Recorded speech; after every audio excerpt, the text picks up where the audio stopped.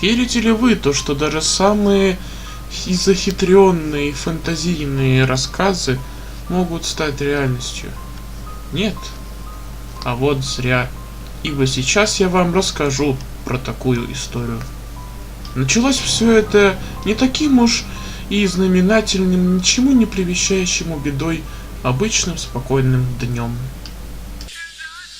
Ё-моё, как же скучно. Что мне сегодня делать? Как будто смысл жизни, блин, потерял. Ой, ладно. Выключу нафиг. Точно! Может сходить на рыбалку? Я как раз рыбы хочу. Так, что у нас тут есть? Возьму удочку, потом фонарик и зажигалку. Ну и еду, конечно же. Хотя вряд ли она мне пригодится. Ну ладно. Так,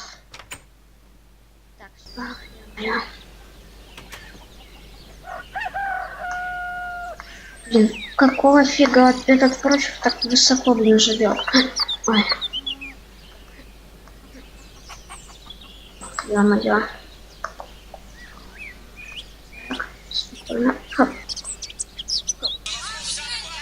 Так, прочь. Короче, смотри. Делать мне нечего было, и я подумал, а почему бы нам не сходить на рыбалку? Ну, я не знаю, там комары могут покусать, и вообще там жарко очень, и заблудиться. Давай. Да. Как-то странно ты согласился. О, у тебя даже удочка есть, круто. Ну да, я Окей. довольно подготовленный. Молодец. Ох, идем, я тебе такое место покажу. Какое? Ох, ё-моё.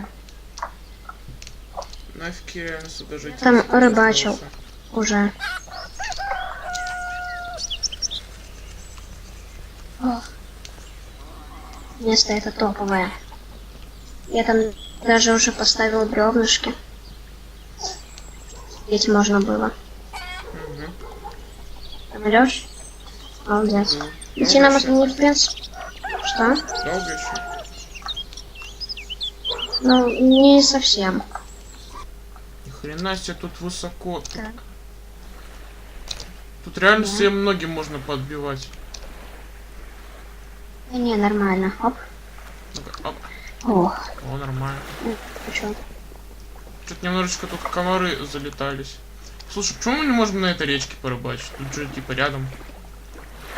Да я пробовал, но тут рыба вообще не ловится. Ее как будто нету, понимаешь? К сожалению. Ох, ё-моё. Блин, уже темнеет. Ну ничего, думаю, все равно порыбачим. Нам ничего не мешает, правда ведь? Ну да. Вот уже немножко осталось, честно. Ох. Вот тебе нравится гулять по лесу? Ну, прикольно. Хочу. Только что-то ночью это... Как-то не по себе, что ли. О. Вот мы и пришли. Как это зажигается? У меня же всегда получилось. О, получилось. Эх, атмосферно тут, да. Ну да. Слушай, а может быть, страшные истории порассказываем? Ну, типа, почему бы и нет. Тогда давай я расскажу одну. Ну что ж, слушай. С малых лет, каждое лето я ездил к бабушке на месяц.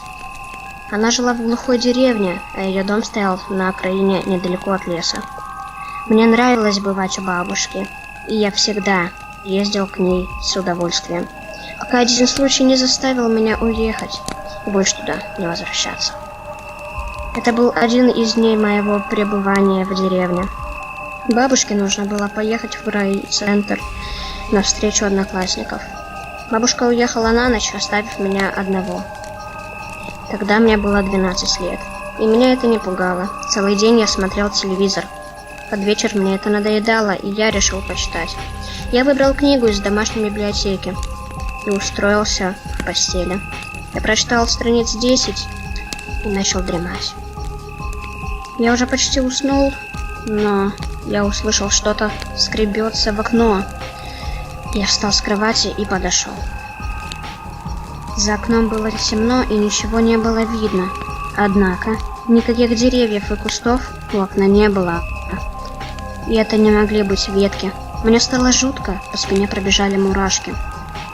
Я включил везде свет и снова принялся читать.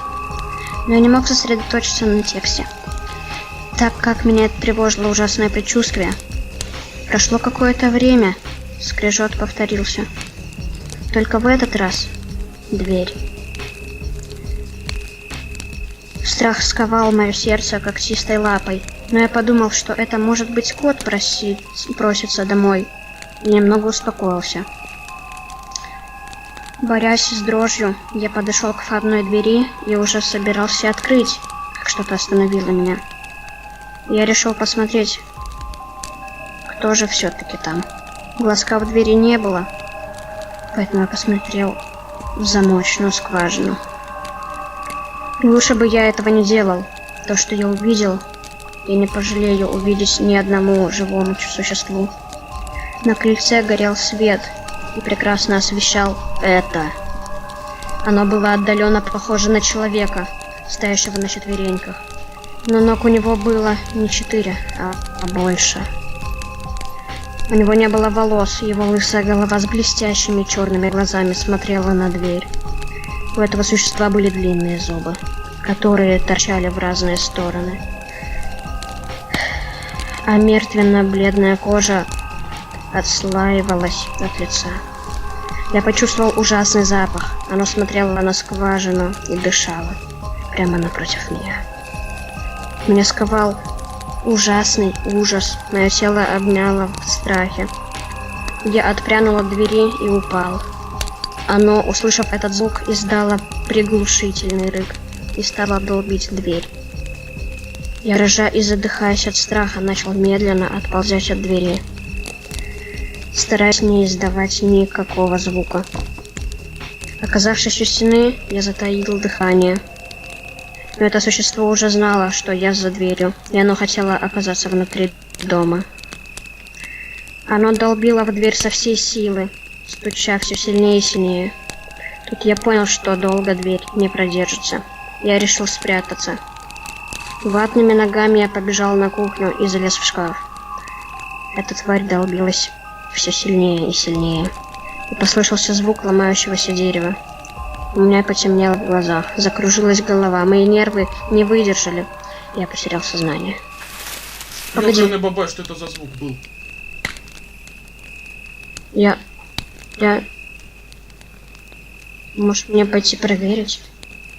Только аккуратнее. Ну, проверю, хорошо. Ладно.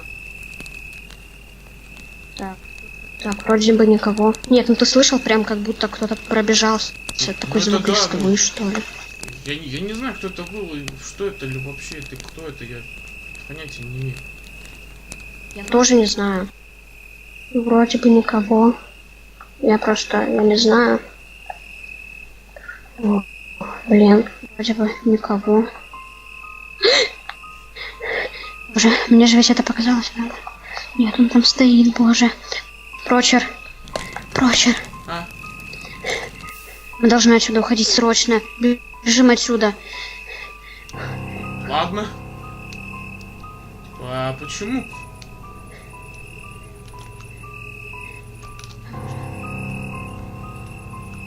Я не знаю, может быть, мне показалось, может быть, ты мне не поверишь. Но я видел. Я не знаю, что это было. Это была какая-то тень с зубами, что ли. Я не знаю точно. Боже, надеюсь, мне это показалось. Давай лучше вернемся домой. Ну, типа, ладно. Ох. Было ужасно. Как можно быстрее вернемся домой. Я не хочу больше туда возвращаться. И знаешь, что самое интересное? Я там еще видел какой-то дом или что-то типа. Я типа видел факела и доски. Возможно, там какой-то дом. Ладно. Не важно. Ой. Я не хочу туда возвращаться. Я, Просто в шоке. блин, выдох весь, пока ты меня, блин, гнал куда-то. Ну, вернее, не куда-то, а Ну домой. как, куда? Нет, ну ты не... Если бы ты увидел то, что я видел, ты бы точно так же бежал. Ладно. Я думаю, то, что тебе надо домой идти. Типа, сейчас поздно уже. Ну это да. Ну ладно, пока. Ладно, пока.